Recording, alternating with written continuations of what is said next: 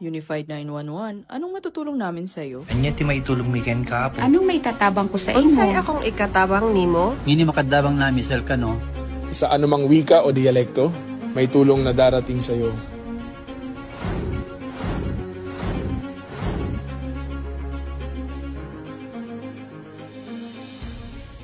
Lilingkod sa bawat Pilipino at magbibigay ng tamang impormasyon para sa tahimik at maayos na Pilipinas. Police News Network, alagad ng batas, tagapagtaguyod ng balitang pulis, sandigan ng mamamayan, patnubay ng katotohanan. Kampo Krame, maghahatid ng pinakahuling kaganapan at nagbabagang balita. Ito ang PNN Police News Network. At ngayon, ang inyong mga tagapagbalita. Magandang araw, Bagong Pilipinas. Ako ang inyong tagapagbalita, tagataguyod ng Balitang Pulis, NUP Loreto Bonifacio Concepcion. At ngayong araw ng Miyerkules, muli nating makasama bilang special guest co-host si Ms. Jihaine Jaira Hernandez, former Miss Teen International Grand Winner and Sparkle GMA7 Artist 2023. Magandang umaga sa iyo, Ms. Jaira. Magandang umaga po, Sir Ethan, at magandang umaga sa ating mga manonood ngayon. Huwag po nating kalimutan i-like, i-follow at i-subscribe ang page ng Philippine National Police, Police Community Affairs and Development Group PICAG Tagapag-Ugnay at Police News Network. Kami po ay maghahatid sa inyo ng tamang balita, kwento ng pulis at serbisyo para sa mamamayan. At ito ang PNP News Online. Ang pangunahing balita ng Police News Network, alagad ng batas, tagataguyod ng Balitang Pulis.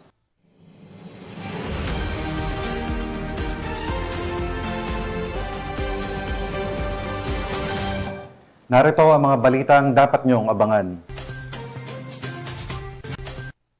Mga iligal na baril at bala nasabat, 2 arestado sa Comelec checkpoint sa Maguindanao del Sur. Traffic enforcer nasa kote sa paglabag sa RA 10591 sa Oriental, Mindoro.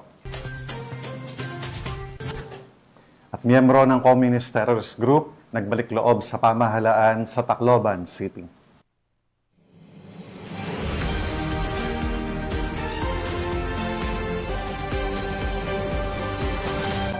Narito ang mga balitang hatid ng ating PNN correspondents mula sa iba't ibang panig ng bansa.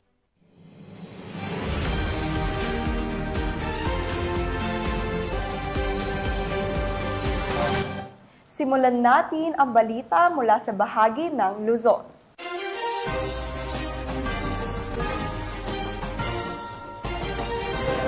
Nagbigay seguridad ang Police Regional Office 1 sa isinagawang inspeksyon ng flood control projects sa Bawang at Tubao, La Union, alinsunod sa direktiba ng DILG Secretary John Vic Remulla. Bahagi ito ng kanilang tungkulin na magbigay ng suporta at proteksyon upang matiyak na walang anumang banta sa seguridad habang isinasagawa ang naturang inspeksyon.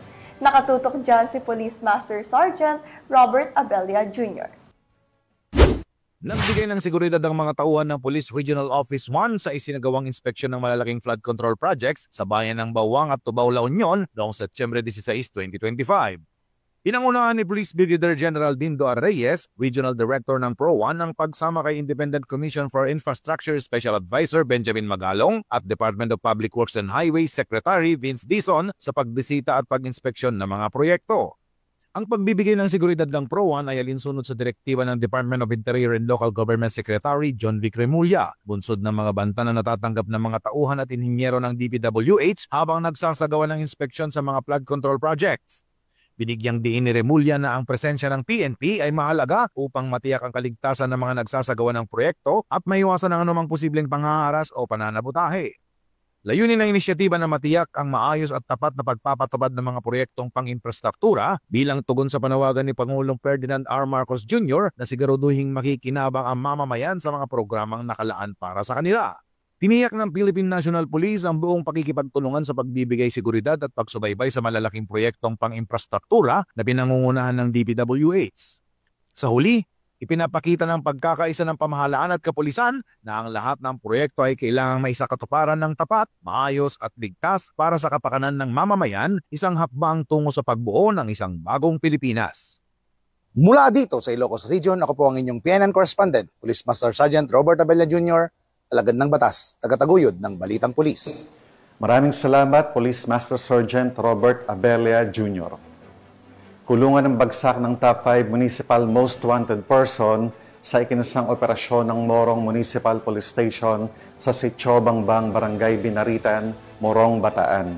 Yan ang tinutukan ni Patrolwoman Lixen Reyes Saweran.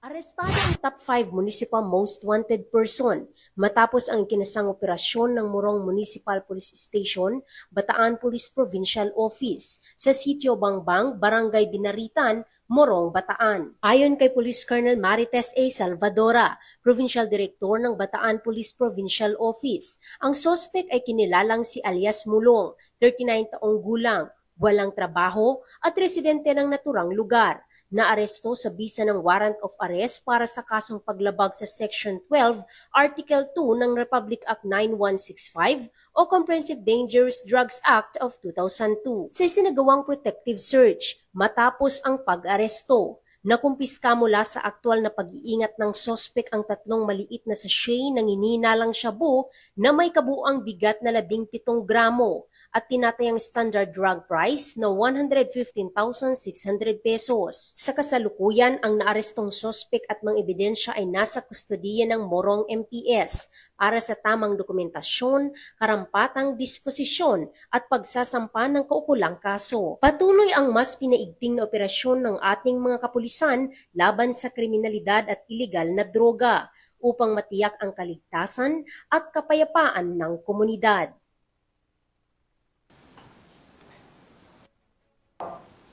Maraming salamat, Patrolwoman Saweran. Hindi nakaligtas sa batas ang isang traffic enforcer matapos mahulihan ng iba't ibang uri ng armas sa isinagawang search warrant operation sa bayan ng Roxas Oriental, Mindoro. Nakibalita dyan si Patrolwoman Eloisa Beredo. Naaresto ang isang traffic enforcer matapos ang ikinasang operasyon ng pulisya kaugnay sa paglabag sa Republic Act 10591 o Comprehensive Firearms and Ammunition Regulation Act sa Barangay Mabuhay, Roxas Oriental, Mindoro noong ika-15 ng Setyembre taong kasalukuyan. Ipinatupad ang mga operatiba ng Criminal Investigation and Detection Group Oriental Mindoro Provincial Field Unit kasama ang 150 Special Action Company, Special Action Battalion, Special Action Force at Roxas Municipal Police Station. Ang search warrant na inisyu ni Honorable Jose C. Real Jr., Presiding Judge ng Regional Trial Court Branch 43, Roxas Oriental, Mindoro, laban kay alias Panday, 54 anyos, traffic enforcer at residente ng Sitio Maisan, Barangay Mabuhay, Roxas Oriental, Mindoro. Sa isinagawang operasyon, nakumpiska ang mga sumusunod na ebidensya: isang caliber .22 rifle, isang caliber 9mm bullet, isang caliber 5.56 empty shell, isang berdeng empty cartridge ng 12-gauge shotgun, isang pulang empty cartridge ng 12-gauge shotgun, at isang pulang live cartridge ng 12-gauge shotgun. Ayon sa ulat, naisagawa ang operasyon sa maayos na paraan at isinagawa sa presensya ng mga saksi ng barangay. Naipabatid kay alias Panday ang kanyang mga karapatan at kasalukuyan siya ay nasa kustodiyan ng Criminal Investigation and Detection Group Oriental Mindoro Provincial Field Unit para sa kaukulang dokumentasyon at wastong disposisyon. Ang matagumpay na operasyon ay isang malinaw na nagpapakita ng pagsasabuhay ng 7-point agenda ni Acting Chief PNP Police Lieutenant General Jose Melencio Nartates Jr., particular sa mahigpit ng pagpapatupad ng batas, epektibong kampanya laban sa iligal na armas, paggamit ng makabagong teknolohiya para sa transparency at pananatili ng tiwala ng mamamayan sa kapulisan. Mula dito sa Calapan City, Oriental, Mindoro, ako ang inyong PNN Correspondent Patrolwoman Eloisa Joy Beredo, alagad ng batas, tagataguyod ng Balitang Pulis. Maraming salamat, Patrolwoman Eloisa Beredo. Buong husay na ipinamalas ng Team PNP ang kanilang lakas, disiplina at koordinasyon sa cheer dance competition ng Philippine Uniformed Services Sports League 2025 na ginanap sa Camp Aguinaldo sa pamamagitan ng makukulay na stunts, routine at sayaw na sumasailalim sa esensya ng serbisyo at pagkakaisa. Patrolwoman Ivy Corporal sa report. Hindi lang sa tungkulin, kundi pati sa entablado ng talento, muling pinatunayan ng Philippine National Police ang kanilang husay at galing. Ganito umarangkada ang PNP sa cheer dance competition ng Philippine Uniform Service Sport League 2025 na ginanap nitong Setyembre 16 taong kasalukuyan sa Camp General Emilio Aguinaldo, Quezon City, kung saan naiuwi nila ang karangalan ng first runner-up. Tampok sa kompetisyon ang matitinding performance mula sa iba't ibang uniform agency kabilang ang Bureau of Customs, Bureau of Correction, Philippine Navy, Philippine Air Force, Philippine Army, Bureau of Jail Management and Penology at Philippine National Police. Sa kanilang pagtatanghal, ipinamalas ng PNP ang kakaibang energy, disiplina at teamwork na umani ng palakpakan mula sa manonood at nagbigay daan upang maiuwi ang kanilang ikalawang pinakamataas na pangarangal. Higit pa sa makukulay na sayawan, ang nasabing paligsahan ay naglalayong palakasin ang camaraderie, sportsmanship at pagkakaisa sa pagitan ng uniform services. Para sa PNP, ang pagkilalang ito ay patunay na hindi lamang sila naglilingkod para sa kapayapaan, kundi may angking talento rin na ipagmamalaki sa ralangan ng sining at palakasan. Sa huli, ang kanilang tagumpay ay nagsilbing inspirasyon na ang PNP laging handa sa serbisyo, talento at galing. Mula dito sa Camp Bagong Diwa, Bikutan, Taguig City, ako po ang inyong PNN correspondent, Patrolwoman Ivy Corporal, alagad ng batas, tagataguyod ng Balitang Pulis. Maraming salamat, Patrolwoman Corporal. Nagsagawa ng Information Awareness Drive ang Regional Police Community Affairs and Development Unit 4A sa University of Perpetual Health System, Laguna. Yan ang balitang hatid ni Patrolwoman Rosemary Rapids. Ng Information Awareness Drive ng Regional Police Community Affairs and Development Unit 4A ngayong September 16, 2025. Bilang bahagi ng pagdiriwang ng National Crime Prevention Week 2025, pinangunahan ni Police Colonel Mildred E. Patam, hepe ng Arpicado 4A ang naturang aktibidad na ginanap sa Performing Arts and Theater ng University of Perpetual Health System Laguna, Binyan Campus, Barangay Santo Niño. Katuwang dito ang Napolcom 4A, RACO 4A at My Brother's Keeper Pro 4A. Dumalo ang mahigit 200 participants na kinabibilangan ng mga estudyanteng kumukuha ng kursong criminology mula unang taon hanggang ika-4 na taon kasama ang kanilang mga guro.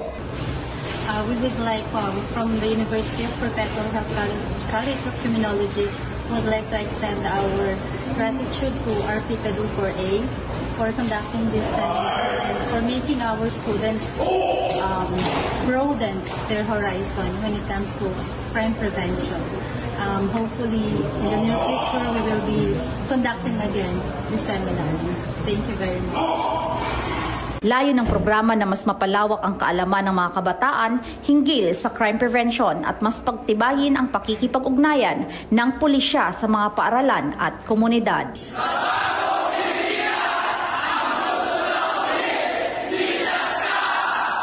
Mula dito sa University of Perpetual Health System Laguna, ako po ang inyong PNN correspondent, Patrolwoman Rosemary Rapids, alagad ng batas, tagataguyod ng Balitang Pulis.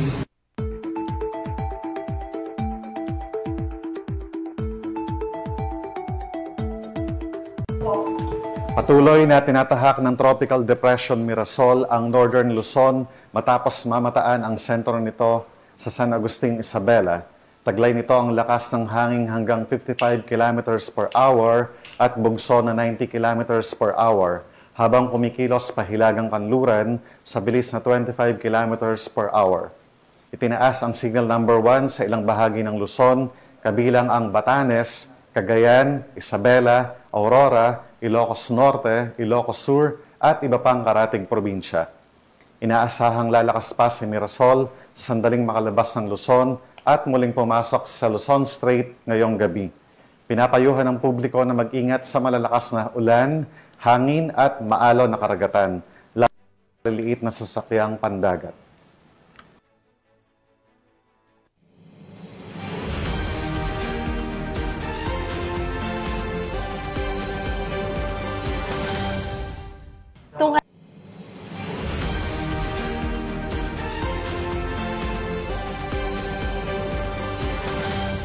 Tunghayan naman natin ang mga balita mula sa Visayas.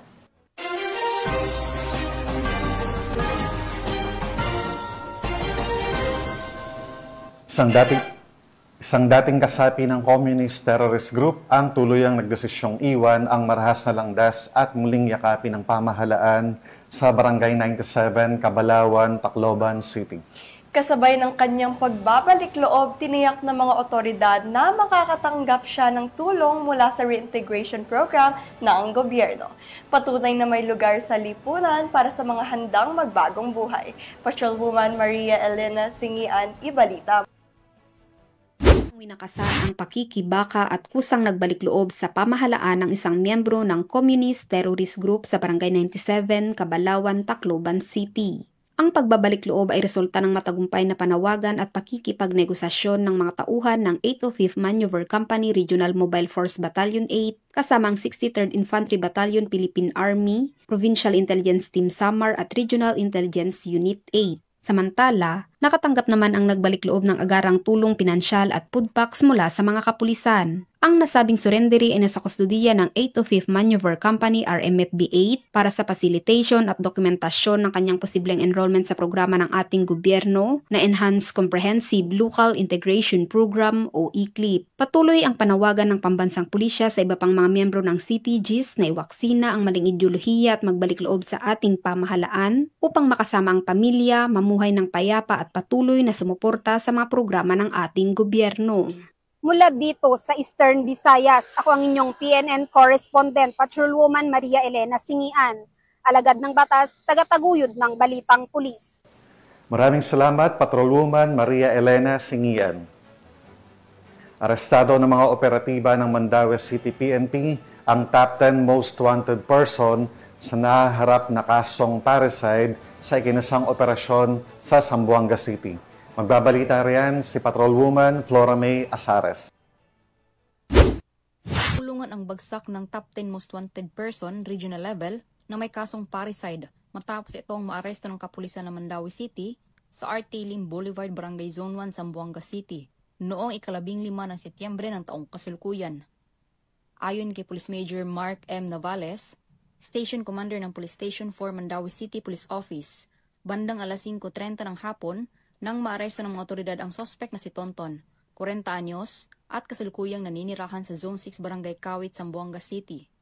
Ang wanted na sospek ay naaresto sa bisa ng warrant of arrest para sa kasong parricide na inisyo ni Honorable Ferdy Espiridion D. Riveral, presiding judge ng RTC Branch 87 na walang komendadong piyansa. Kasalukuyang nasa kustodiya ng CIO Zamboanga Police Station ang sospek para sa dokumentasyon at tamang disposisyon. I extend my highest commendation to the personnel of Police Station 4 and together with the CIU Zamboanga City Police Office for their successful implementation of the warrant of arrest against a certain suspect who was charged with a heinous crime of parricide, who had been hiding from the law for the few months. This extraordinary accomplishment is more than just an operation fulfilled. It is a powerful testament of your perseverance, professionalism, and unwavering dedication of your sworn duty. Your collective effort does not only honor our organization, but also strengthens the trust and confidence of the community we serve. To each and everyone, congratulations! Mabuhay ang ating kapulisan, and may we continue to carry the torch of justice and with pride and integrity. Mula dito sa Mandaue City, ako ay inyong Police News Network correspondent, Patrolwoman Flora May Asares. alagad ng batas, tagataguyod ng Balitang Pulis.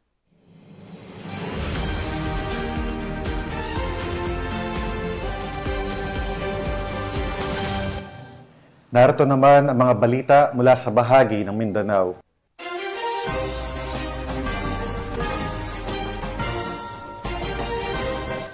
Naaresto ang 2 individual matapos makumpiskahan ng mga iligal na baril at bala sa isang COMELEC checkpoint ng Datu Salibo Municipal Police Station sa Maguindanao del Sur. Bahagi ang naturang checkpoint ng pinaigting na seguridad upang matiyak ang mapayapa at maayos na eleksyon at maiwasan ang anumang banta ng karahasan. Patrolwoman Veronica Lagi sa balita. Nasabat ang mga iligal na baril at bala habang arestado ang 2 individual sa isinagawang COMELEC checkpoint ng Datu Salibo MPS sa barangay sa Bulawa, Maguindanao del Sur. Nito lamang 16 ng Setyembre taong kasalukuyan. Kinilala ni Police Colonel Sultan Samal Sapal, Provincial Director ng Maguindanao del Sur Police Provincial Office, ang mga suspect na sina Alias Musa at Noureddin na pawang nasa 8 taong gulang. Ayon sa ulat, habang isinasagawa ang checkpoint operation ng Datu Salibo Municipal Police Station, nang sitahin ang isang Toyota Hilux na sasakyan, nang mapansin ng mga pulis ang ilang mga baril na lantad sa loob ng sasakyan. Nang hingan ng kaukulang dokumento ang mga ito, kabilang na ang COMELEC Gun Ban Exemption Permit, bigo ang mga suspect na magpakita ng alinman dito, dahilan ng agarang pagkakaaresto ng mga ito. Nakumpiska sa mga suspect ang isang Elisco 5.56mm rifle, isang Colt 5.56mm rifle, isang Arms Corps caliber 45 pistol at isang Shooter caliber 45 pistol. At kaagad nang dinala sa Datu Salibo MPS kasama ang mga suspect para sa wastong dokumentasyon at pagsasampa ng kaukulang kaso. Pinuri naman ni Police Colonel Sapal ang pagiging alerto ng checkpoint team at tiniyak ang tuloy-tuloy na dedikasyon ng PNP sa pagbabantay ng komunidad lalo na sa papalapit na BARM parliamentary elections. Muling nananawagan ang Maguindanao del Sur PPO sa publiko na iulat ang anumang kahina-hinalang gawain o mga taong may baril na walang kaukulang pahintulot. Ang pagiging mapagmatyag at pakikipagtulungan ng mamamayan ay mahalagang sandigan sa pagpapanatili ng kapayapaan at kaayusan sa lalawigan. Mula rito sa rehiyon ng Bangsamoro, ako ang inyong Police News Network Correspondent, Patrolwoman Veronica Lagi, alagad ng batas, tagataguyod ng Balitang Pulis. Maraming salamat, Patrolwoman Veronica Lagi. Isang operasyon kontra illegal na droga sa Polomolok, South Cotabato ang nagbukas ng mas malalim na banta sa seguridad ng bayan matapos mahuli ang isang suspect na hindi lamang may dalang shabu, kundi pati baril at granada. Patrolwoman Ara Cassandra Concon sa balita. Arestado ang isang lalaking kinilalang si Alias Jean, 48 anyos, matapos masamsam sa kanyang bahay ang hinihinalang shabu na nagkakahalaga ng 246,960 pesos at isang 45 caliber pistol at isang granada sa bisa ng search warrant operation sa Barangay Coronadal proper. Na-recover din ang drug paraphernalia at 5 bala ng baril. Sa ngayon ay nasa kustudiya na ng Polomolok Municipal Police Station ang suspect habang inihanda na ang kasong isasampa. Tiniyak naman ng PRO 12 ang pagpapatuloy ng kampanya kontra iligal na droga at mga loose firearms bilang bahagi ng advokasya ng Bagong Pilipinas. Mula dito sa Rehiyon 12, ako ang yung PNN Correspondent, Patrolwoman Ara Cassandra Concon, alagad ng batas, tagataguyod ng Balitang Pulis. Maraming salamat, Patrolwoman Concon. Hindi nakalusot sa batas ang isang drug suspect matapos na mahulihan ng mahigit 300,000 pisong halaga ng hinihinalang shabu sa ikinasang bypass operation ng PNP sa Iligan City. Nakibilita dyan si Patrolwoman Rhea May Sanchez. Nasamsam ang mahigit 306,000 halaga ng shabu sa isinagawang bypass operation ng Iligan City Police Station 5, katuwang ang PIDEA Lanao del Norte, sa Barangay Tibanga, Iligan City nito lamang 15 ng Setyembre taong kasalukuyan. Kinilala ni Police Major Nelmar Kipanes, Station Commander ng Iligan City Police Station 5, ang suspect na si alias Gigi, lalaki, 27 anyos, residente ng nasabing lugar at isang street-level individual. Nakumpiska sa suspect ang tinatayang 45 grams ng hinihinalang shabu na may standard drug price na 306,000 pesos at iba pang mga drug paraphernalia. Maharap ang suspect sa kasong paglabag sa RA 9165 o Comprehensive Dangerous Drugs Act of 2002. Mula dito sa Camp Capistrano, Busa, Cagayan de Oro City, ako ang inyong Police News Network correspondent, Patrolwoman Rhea P. Sanchez, alagad ng batas, tagataguyod ng Balitang Pulis. Maraming salamat, Patrolwoman Rhea May Sanchez. Walang takas ang dalawang drug suspects matapos maaresto sa isinagawang buy-bust operation ng mga otoridad sa Davao City. Tinutukan niya ni Patrolwoman Bernamay Lapus. Ang dalawang drug personalities sa isinagawang buy-bust operation ng Regional Police Drug Enforcement Unit 11 sa Barangay Tomas, Monteverde, Davao City nito lamang ika-16 ng Setyembre taong kasalukuyan. Kinilala ni Police Major Minar D. Pascual, Chief RPDU 11, ang mga suspect na si alias Bay, 19 anyos at alias Jobert, 27 anyos na pawang mga residente sa nasabing lugar. Na-recover mula sa mga suspect ang 3 pakete ng hinihinalang shabu na may tinatayang bigat na 4 grams na nagkakahalaga ng humigit kumulang 27,200, isang cellular phone at buy-bust money na ginamit sa operasyon. Ayon pa kay Police Major Pascual, nahuli ang mga suspect ng mga tauhan ng Regional Police Drug Enforcement Unit 11 sa koordinasyon ng Santa Ana Police Station. Kasalukuyang nasa kustodiya na nasabing istasyon ang mga suspect para sa tamang disposisyon at maharap sa kasong paglabag sa RA 9165 o ang Comprehensive Dangerous Drugs Act of 2002. Sa patnubay ng Regional Director Police Brigadier General Joseph R. Arquiles, mas lalo pang pinapalakas ng Police Regional Office 11 ang laban kontra kriminalidad bilang katuwang ng pamayanan sa pagtataguyod ng isang ligtas at mapayapang Rehiyon 11. Mula dito sa Police Regional Office 11, ako ang inyong PNN correspondent, Patrolwoman Bernamay Lapus, alagad ng batas, tagataguyod ng Balitang Pulis. Maraming salamat, Patrolwoman Bernamay Lapus. At yan ang mga balitang nakalap ng ating PNN correspondents mula Luzon, Visayas at Mindanao. Paalala lang mga kababayan, mag-ingat tayo sa fake news, yung mga maling impormasyon po na gawa-gawa lang para makapanlin lang at magdulot ng gulo.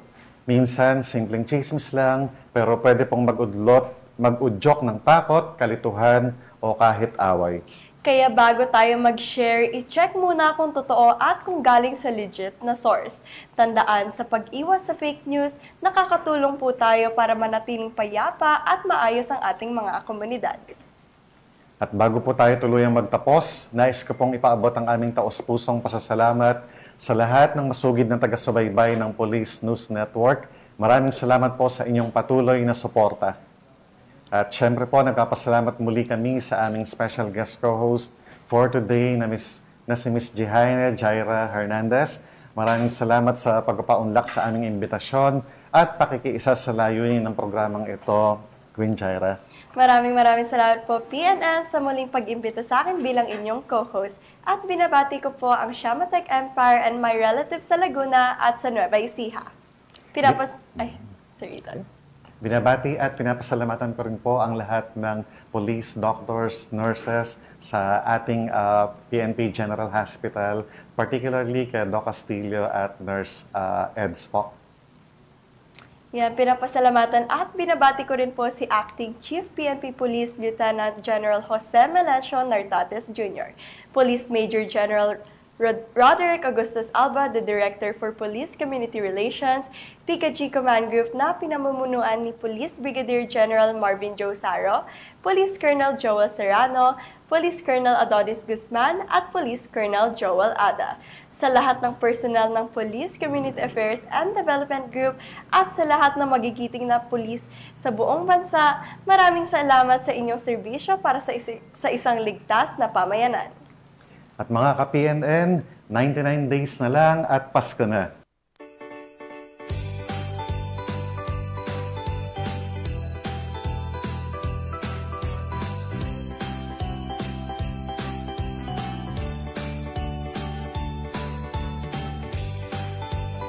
Sa ngala ng pamunuan ng Philippine National Police sa pangunguna ni Acting Chief PNP Police Lieutenant General Jose Melencio Nartates Jr. at sa pamumuno ni President Ferdinand Bongbong Marcos Jr., kami ay maglilingkod sa bawat Pilipino at magbibigay ng tama at balanseng balita. Dahil sa bagong Pilipinas, ang gusto ng pulis, ligtas ka. Mula rito sa tanggapan ng tagapag-ugnay ng pambansang pulisya, kami ang inyong tagapagbalita, tagataguyod ng Balitang Pulis, NUP Loreto Bonifacio Concepcion. At ako naman po si Ms. Jihaini Jair Hernandez, former Miss and International Grand Winner, maghahatid ng tamang balita, kwento ng pulis at serbisyo para sa mamamayan. At ito ang PNP News Online. Ang pangunahing balita ng Police News Network.